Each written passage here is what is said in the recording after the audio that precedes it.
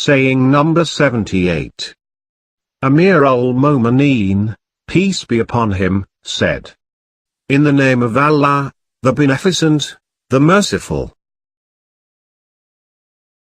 A Syrian inquired from Amir al-Momineen, was I going to fight against the Syrians destined by Allah?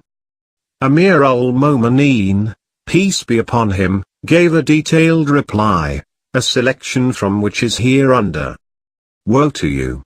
You take it as a final and unavoidable destiny, according to which we are bound to act.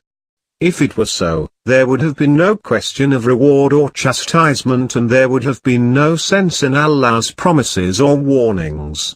On the other hand, Allah, the Glorified, has ordered His people to act by free will and has cautioned them and refrained them from evil. He has placed easy obligations on them and has not put heavy obligations. He gives them much reward in return for little action. He is disobeyed, not because he is overpowered. He is obeyed but not under force. He did not send prophets just for fun. He did not send down the book for the people without purpose. He did not create the skies, the earth and all that is in between them in vain. That is the imagination of those who disbelieve. Then woe to those who disbelieve, because of the fire.